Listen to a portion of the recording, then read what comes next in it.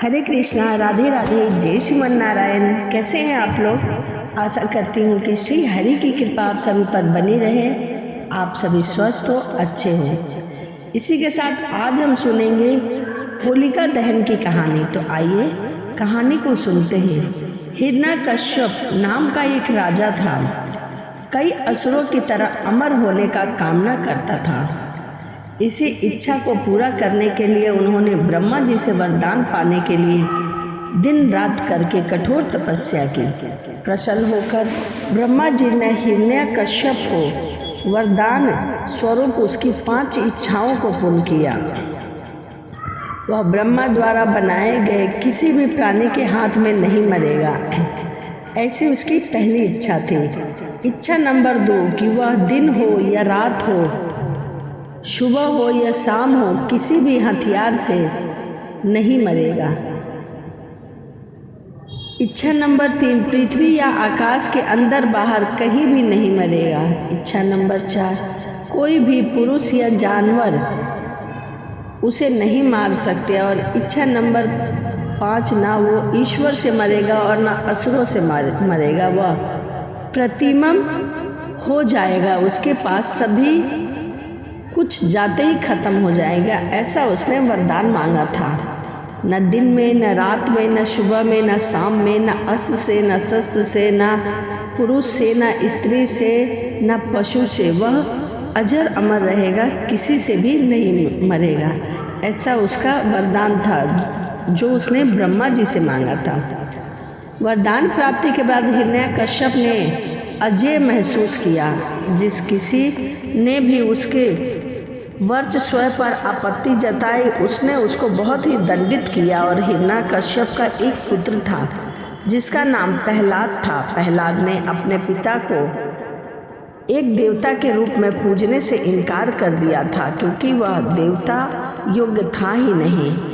प्रहलाद ने शुरू से ही विष्णु में विश्वास रखा और उन्हीं की पूजा अर्चना किया करता था। प्रहलाद भगवान विष्णु के प्रति आस्था में हिरण्यकश्यप को बहुत ही क्रोध हुआ आया करता था और उसने प्रहलाद को मारने के लिए कई अनेकों प्रयास किए, जिसमें से सभी असफल रहे, क्योंकि जिसके ऊपर चक्रधारी का हाथ हो उसका कोई क्या बिगाड़ सकता है। इन्हीं प्रयासों में एक बार राजा हिरण्यकश्यप की बहन होलिका ने प्रहलाद को मारने के लिए अपने भाई का साथ दिया। विष्णु पुराण के अनुसार होलिका को ब्रह्मा जी से वरदान में ऐसा वस्त्र मिला था जो कभी आग में जल नहीं सकता। बस होलिका उसी वस्त्र को ओढ़कर प्रहलाद को जलाने के लिए आग में बैठ गई। जैसे ही प्रहलाद ने भगवान विष्णु के नाम का जाप करना शुरू किया, होलिका का अग्निरोधक वस्त्र प्रहलाद के ऊपर आके गिर गया और वह बच गया, जबकि होलिका भस्म हो गई। क्योंकि जिसके ऊपर भगवान की कृपा होती है उसका कोई क्या बिगाड़ सकता है। तब से यह बुराई पर अच्छाई की जीत के नाम का उत्साह स्वरूप सदियों से हर वर्ष होलिका दहन के रूप में मनाया जाता है। होलिका दहन की कथा पाप पर धर्म की विजय का प्रतीक है। होलिका दहन से जुड़ी हुई एक कथा और है जो मैं आपके लिए लेके आई हूँ, भगवान शिव और कामदेव की कथा। तो आइए इसे भी सुनते हैं। एक समय की बात है जब भगवान शिव की पत्नी सती ने अग्नि में प्रवेश किया और उनके पिता दक्ष भगवान शिव को दिखाए गए अपमान के कारण मृत्यु को गले लगा लिया, तो वह पूरी तरह से टूट गए थे। उन्होंने अपने कर्तव्य को त्याग कर गंभीर ध्यान में चले गए। इससे दुनिया में तहस नहस होने लगा, असंतुलन फैलने लगा, जिसने सभी देवता चिंतित हो गए। इसी बीच सती का देवी पार्वती के पुनः जन्म हुआ। अब भगवान शिव से विवाह करना चाहती थी, लेकिन भगवान शिव को इसमें कोई दिलचस्पी नहीं थी, क्योंकि वह सिर्फ सती से प्रेम करते थे। उन्होंने उसकी भावनाओं को अनदेखा कर दिया। तब देवताओं ने भगवान शिव को प्रभावित करने के लिए कामदेव को भेजने का फैसला किया, ताकि उनकी और पार्वती के बीच का विवाह संपन्न हो सके। इंद्र ने कामदेव को बुलाया और उन्हें बताया कि राक्षस राजा तारकासुर को ऐसे व्यक्ति द्वारा ही मारा जा सकता है जो भगवान शिव और माता पार्वती का पुत्र हो। इंद्र ने कामदेव को भगवान शिव से प्रेम जगाने का निर्देश दिया ताकि भगवान शिव और माता पार्वती का विवाह हो सके। कामदेव जी अपनी पत्नी रति के साथ अपने कार्य को पूरा करने के लिए भगवान शिव के पास गए। उस स्थान पर पहुंचने के बाद जहां भगवान शिव अपने ध्यान में लीन थे, तभी कामदेव ने पार्वती को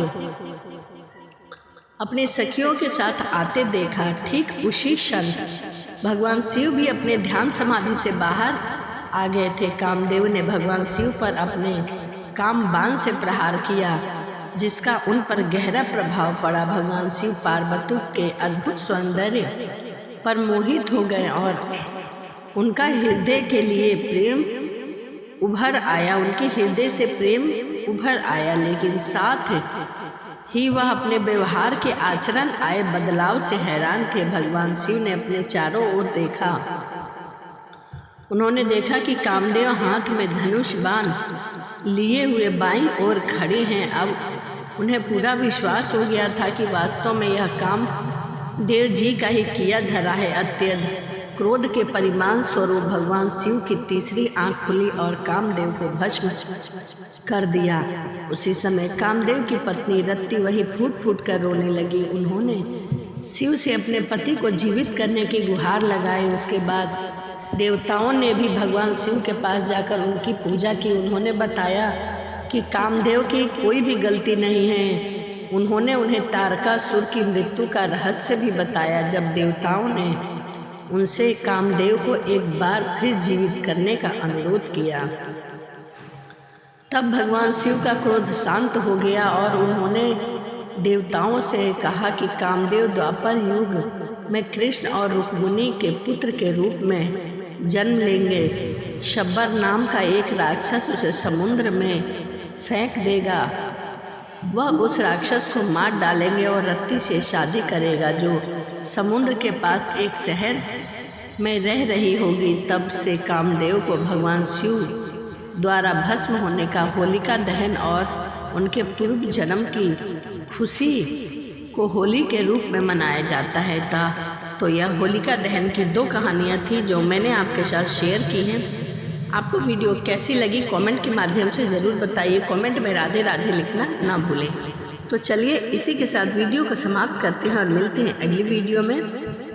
राधे राधे। जय श्रीमन नारायण। हरे कृष्ण।